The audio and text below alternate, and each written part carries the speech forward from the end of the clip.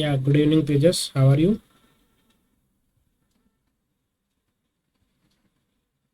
Thank you.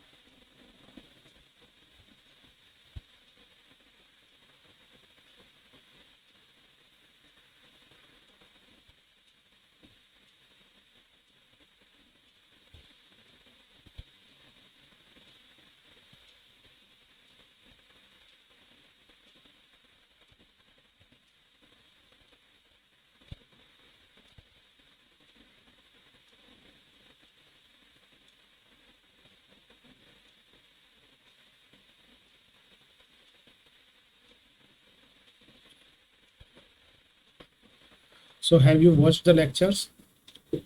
Week 11.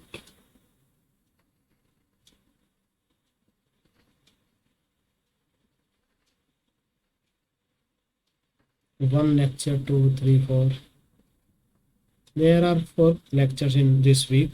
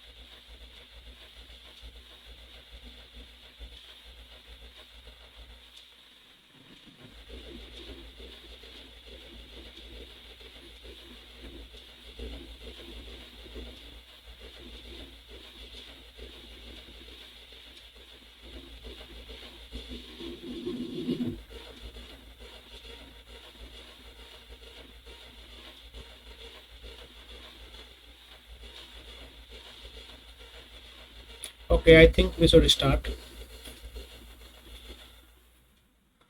So this is week 11 assignment, and most probably this is the second last class for this assignment work for this physics of renewable energy system course.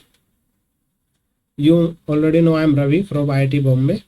So let's start this week assignment. So this is the first question. What it says, a solution of N-nitrophenol has an absorbance value of 300 nanometer. Sorry, the absorbance value is 0.60 and this is the wavelength and this is the A. In a 1 centimeter length cuvette, the molar absorptivity coefficient of the solution is 5 into 10 to the power 3 means epsilon. What is the concentration of this p-nitrophenol solution? So we just need to find out this concentration C. So do you know the name of the formula which we will be using this question?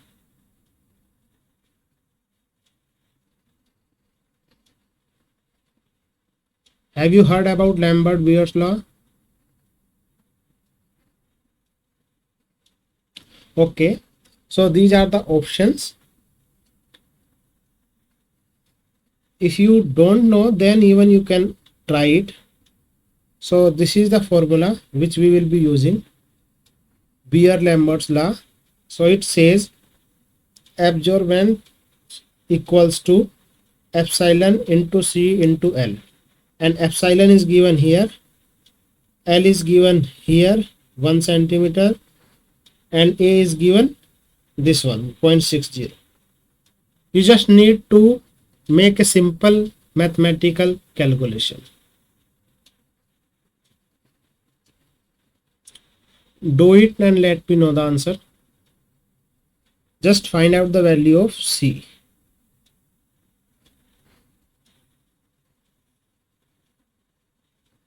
We can write C equals to A divided by epsilon into L. A is given, epsilon is given, L is given. So just calculate the value of C.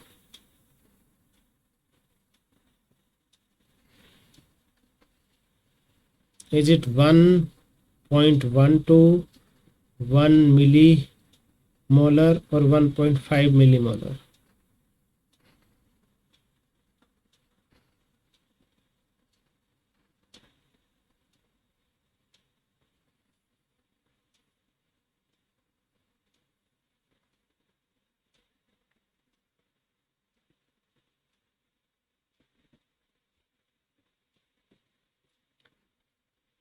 Are you doing or not?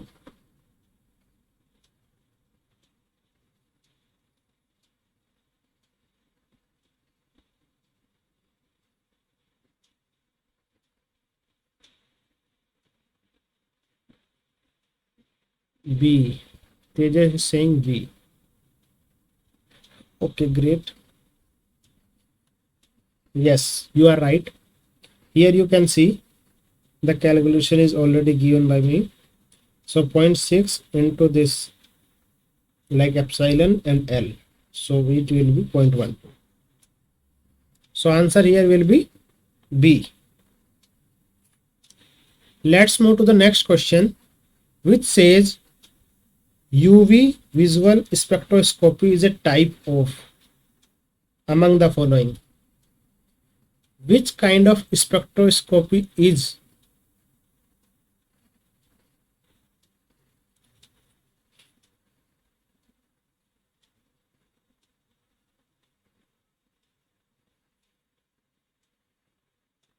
C. Okay, Arvind is saying C. So let's see.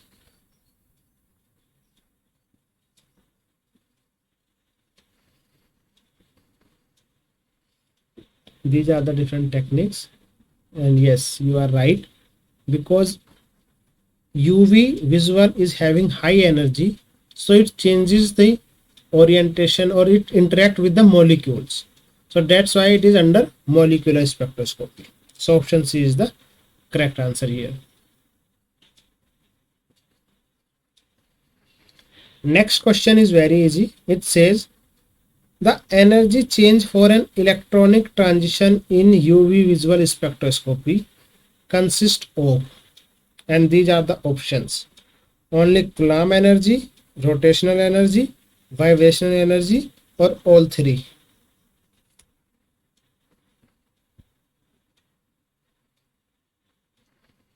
What kind of energy changes in this ultraviolet visual spectroscopy? Coulomb, you can say electronic, rotational and vibrational.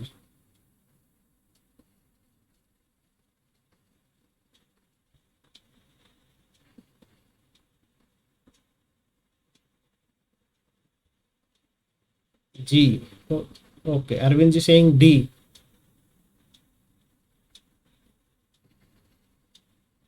Okay. Yes, what I said in the last question as well, UV and visual are having high energy. So it will change all the aspects or it will interact with the maximum. So here rotational, vibrational and Coulomb energy both will be, all three will be there. So here we can say this is the, it will change electronic means Coulomb energy, vibrational and rotational energy. So yes, option D is the correct answer here. Let's move to the next question, which says what should be the material of cuvette used for measurement under UV light in UV visual spectrometer? You just need to tell me the material for used for cuvette. You must know what is this cuvette. This is an enclosure in which we put our sample.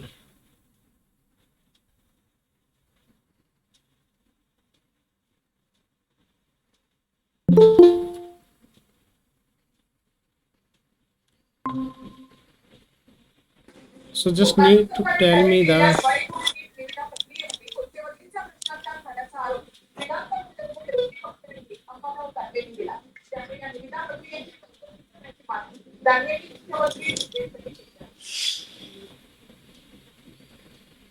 yeah, the material of cuvette.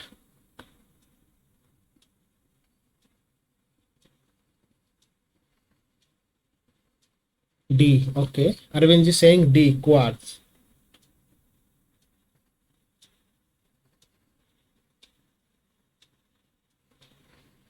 Yes, for UV light, quartz made from quartz glass or a special plastic are used. Yes, quartz is the correct answer here.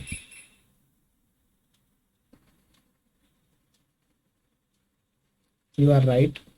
So let's move to the next question, which says FTIR spectroscopy analysis through the following process. So these are the options. Means you need to tell me the process involved in FTIR spectroscopy.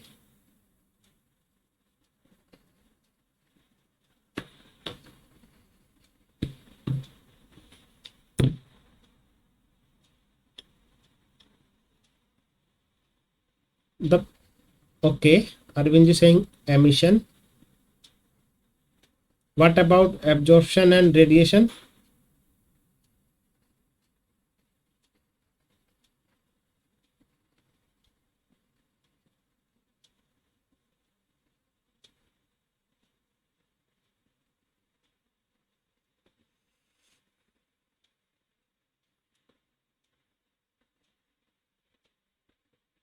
Analysis of functional group. Yes. Yeah, you are right. Emission is there. But what about absorption and radiation? Or even scattering?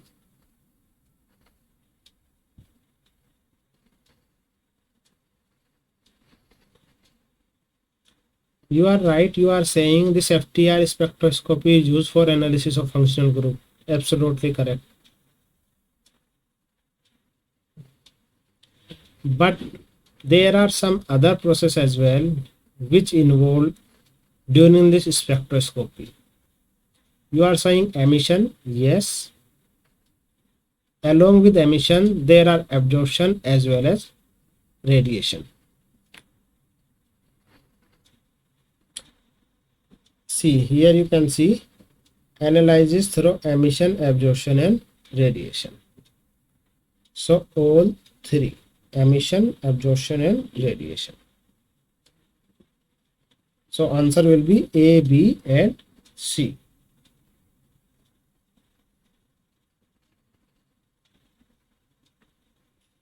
Let's move to the next question, which says amongst the following sources,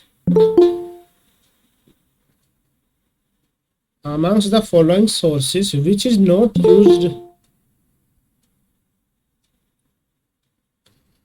among the following sources which is not used as the source in the instrumentation of FTIR.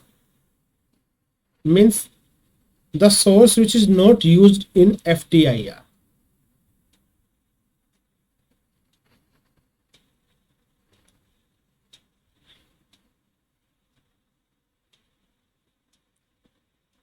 Arvind ji saying D.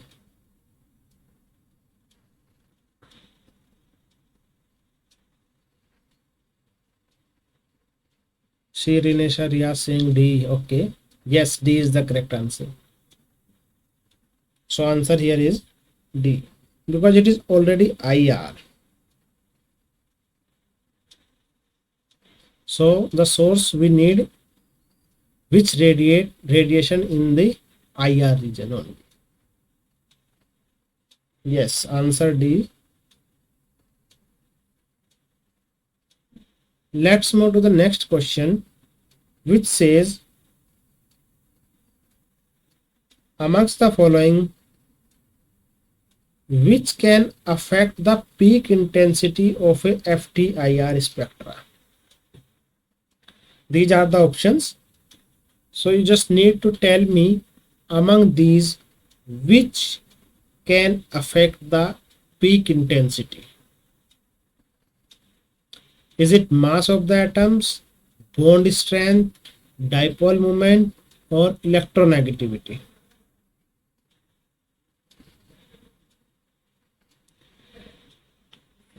Okay. I think Arvind is saying bond strength. Okay.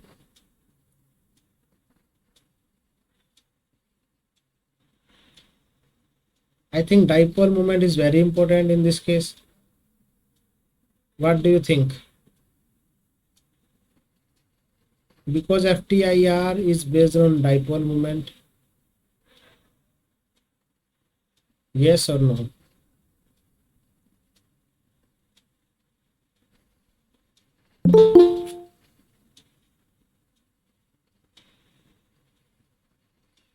Okay, so then the dipole moment as well, and then electronegativity.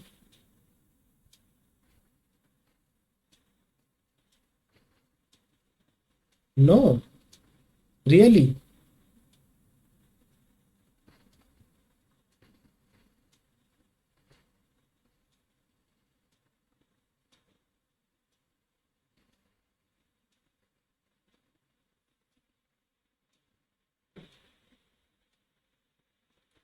In the analysis of this functional group, do we use electronegativity as a reason for different peaks?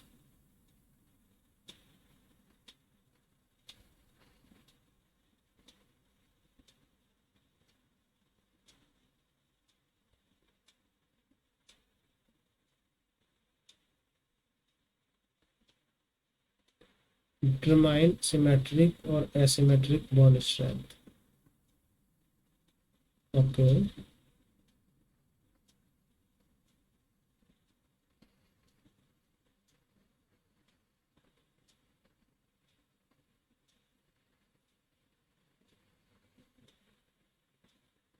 So now I am showing a snap from the lecture only, which is saying factors affecting peak intensity.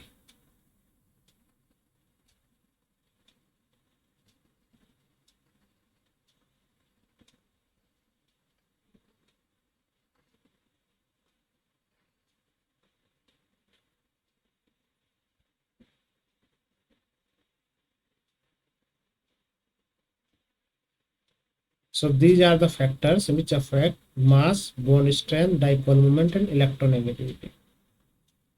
Yeah, Arvind, I'll tell you.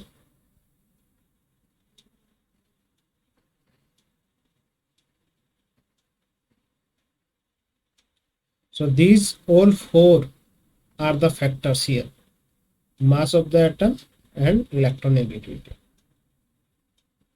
So answer should be A, B, C, and D.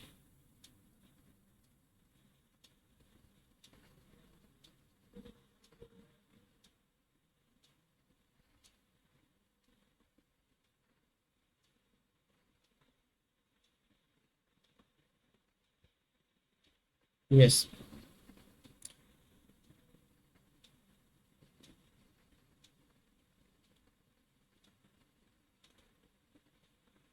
Let's move to the next question, which says match the following. This is very simple. These are the options. You just need to match the following.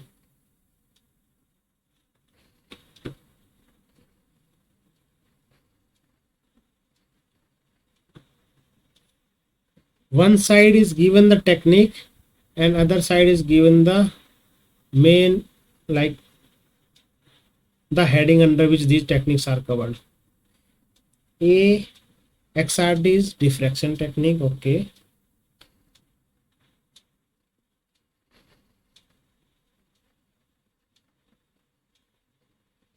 Okay.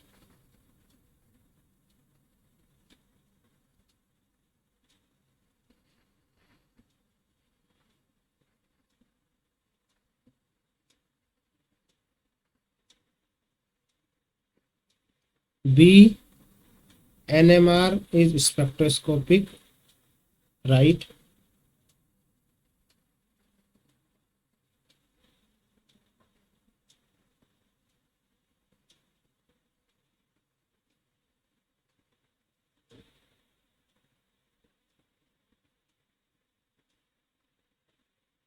And C, SAM is microscopic, and D, SC is thermal technique. Yes, you are right.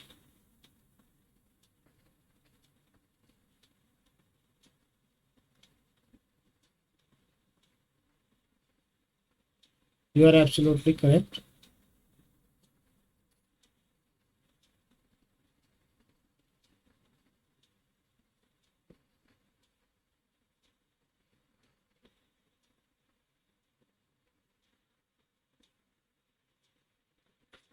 According to you, A3, B4, C2, in D1. Yes. You can confirm from here. XRD under diffraction, SAM is under microscopic, and this like NMR is under spectroscopic, and DSC under thermal technique. Yes. So let's move to the next question, which says identify peaks corresponding to K alpha and K beta in XRD peaks, and these are the options.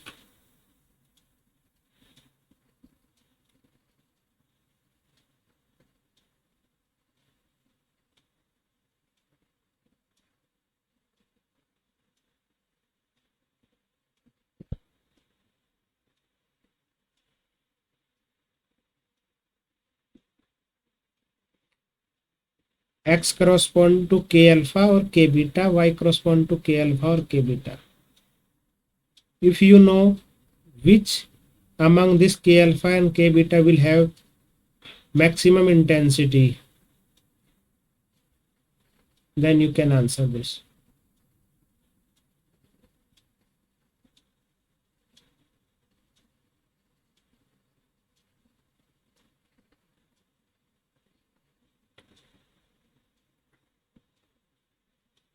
Means Y corresponding to K beta.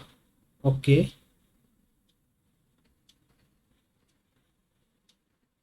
Only D?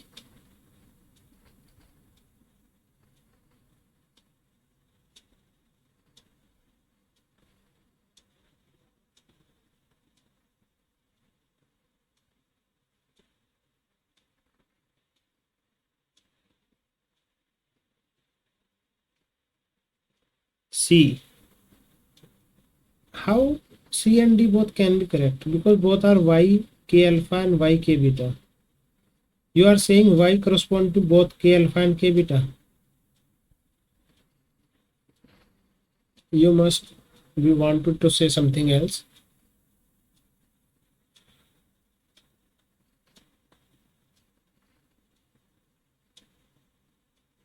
It should be either A or B. It can't C and D both.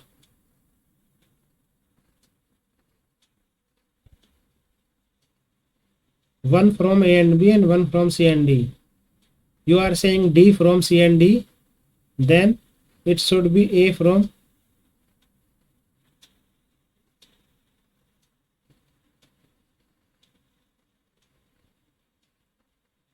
Yes or no? No, sir. But you are saying D and C both correspond to Y. B and D. X correspond to beta and Y correspond to beta.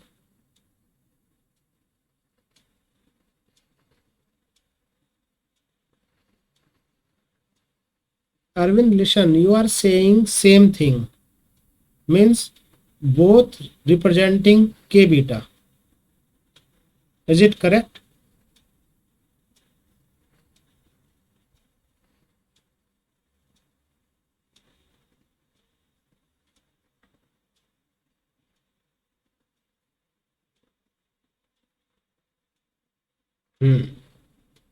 I am saying if you are saying Y correspond to K beta, then X can't be there and Y can't be here, then it should be this one. So either A, D or B, C. A, D or B, C.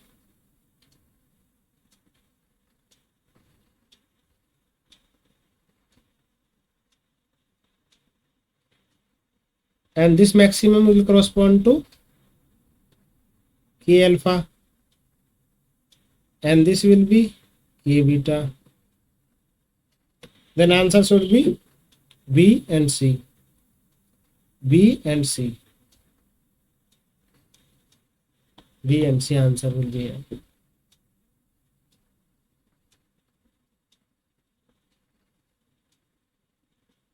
Okay, it's fine. Let's move to the next question, which says identify the X-ray scattering curve for the different types of material. This is also same question like match the following. These are the options, you just need to match them.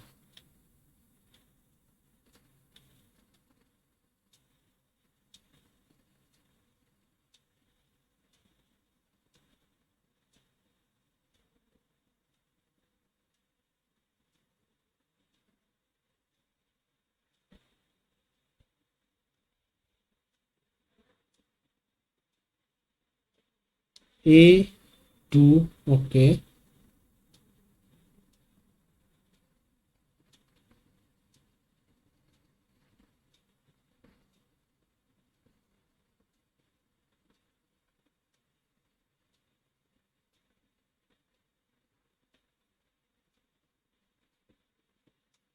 What about B and C?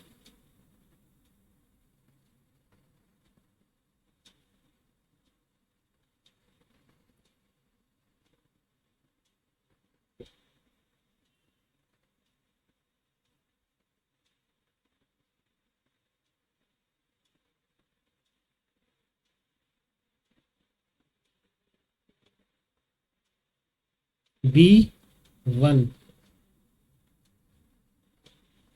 B1. Okay. Then C3.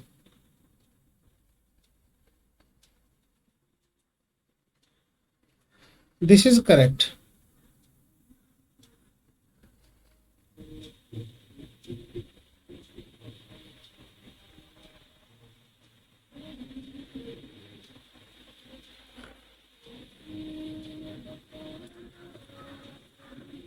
A2 correct, sir. No.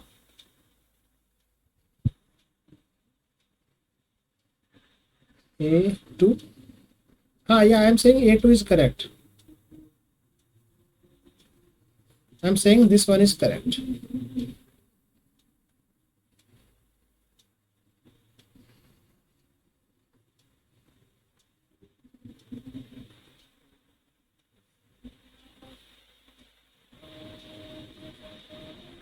It's powder XRD spectrum crystal. Yes.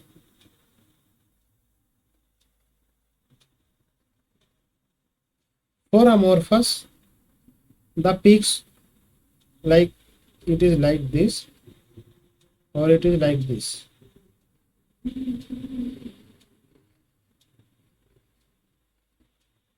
I think this one corresponds to amorphous. So maybe C. Yes. B correspond to C and C correspond to 1. Here you can see this is a snap from lecture only. So this type of curve related to amorphous and this type of curve related to monoatomic gas. So yes, A correspond to B, B correspond to 3 and C correspond to 1.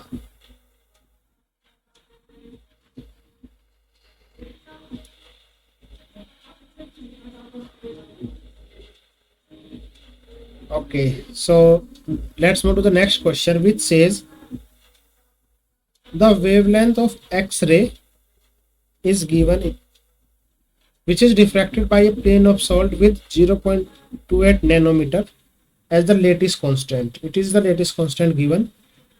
Determine the glancing angle, or you can say diffracted angle, for the second order diffraction. Assume the value of salt plane is 110 and the given salt is rock salt. You just need to use this XRD formula, and these are the options. If you don't know the formula, let me know, I'll write here.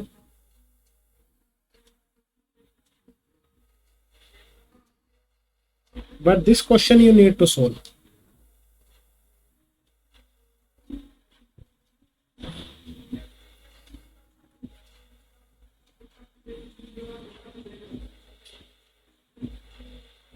Yes, yes. Just use it.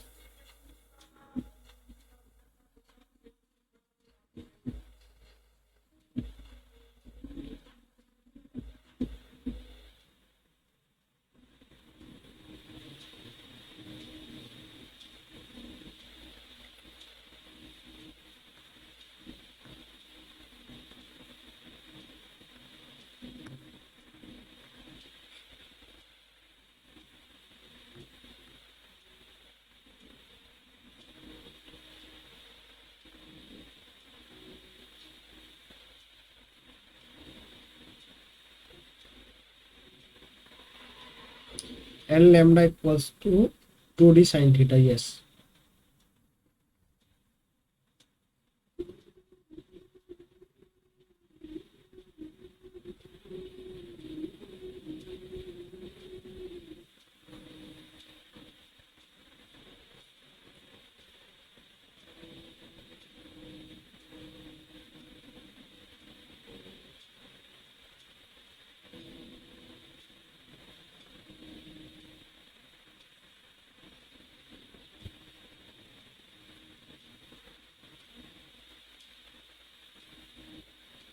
For the simplicity, I can give you the given inputs.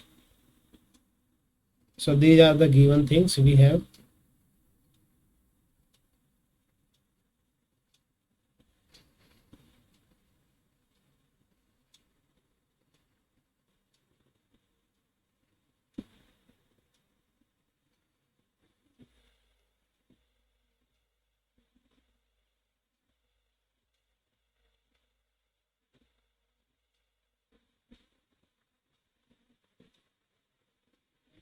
Are you solving it or not? Otherwise, I can solve it. And this is the formula, Bragg's law, n lambda equals to 2d sine theta. What is n? N is 2. What is lambda? Lambda is 0.071. What is d? D will be a divided by under root 1 square plus 1 square plus 0 square. You just need to find it this theta.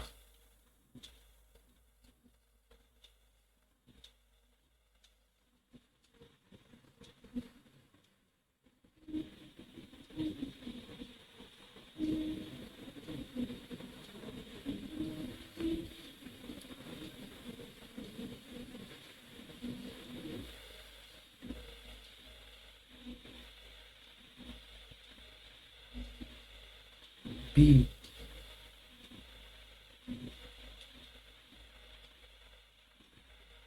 Arvind is saying B. I don't think so. You are right.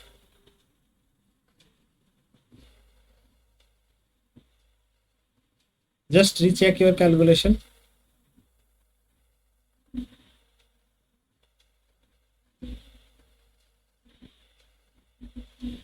Yeah, it should be like.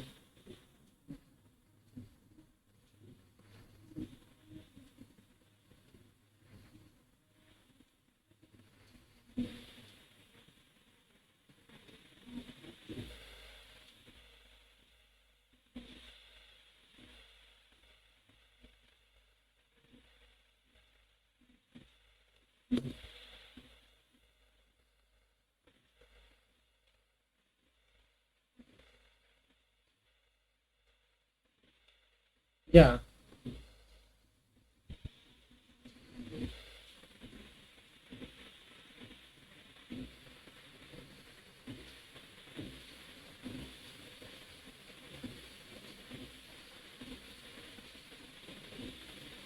Okay. See, I'm showing you the solution. So you can see this. Using this Bragg's law, we can write this as here. And D equals to A divided by H square K square L square. And if we do like calculate it, then we can get it D as like this.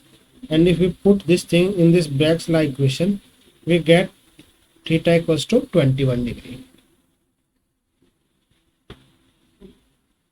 If still you are not able to get it, then let me know.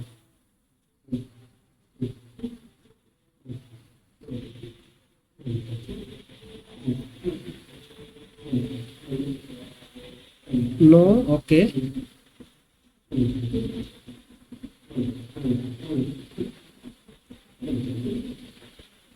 See, for you I can do one thing. Is it visible to you? This is just a formula. We can cut 2 by 2 and then D we can write 0.28 under root 2.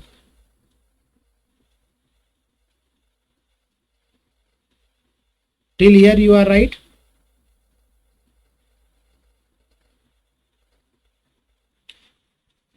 Okay. So I'm writing here.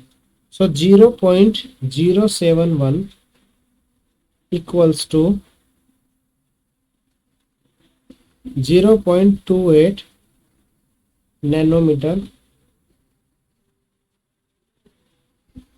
divided by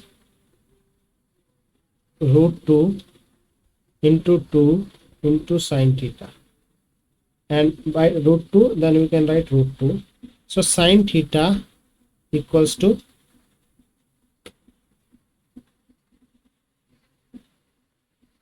0.071 divided by 0.28 divided by root 2.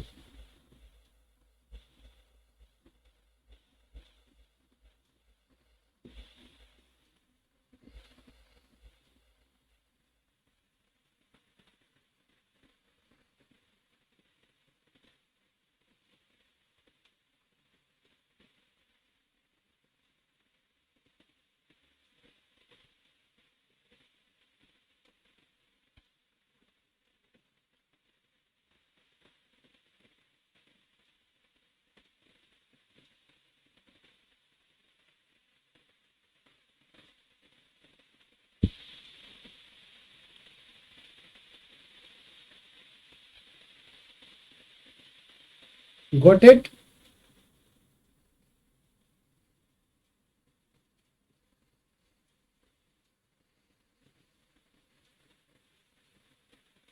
There may be some problem with your calculator. Change it into like from radian to degree. Okay, I think you got it already. So yes, answer here is C.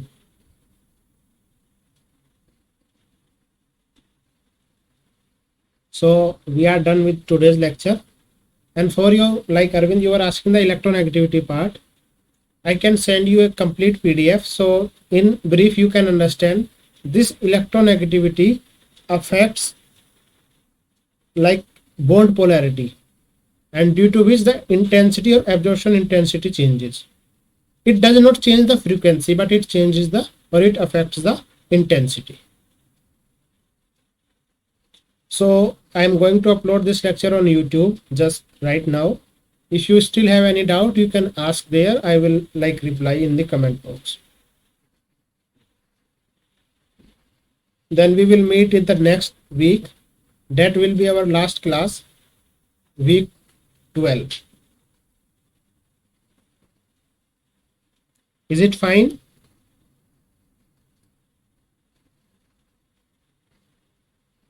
Okay. Okay then. Thank you. Take care. Bye bye. I'm ending this class. Oh, so final exam will be in MCQ pattern or written. Yeah, they just actually I don't know about like the pattern of the final exam. I'm not aware about that. Most probably it will be MCQ only, because all the assignments are in the MCQ format only.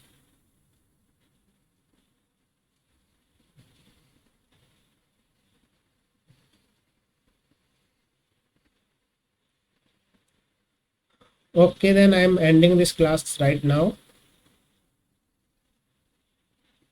See you in the next week. Bye bye. Take care.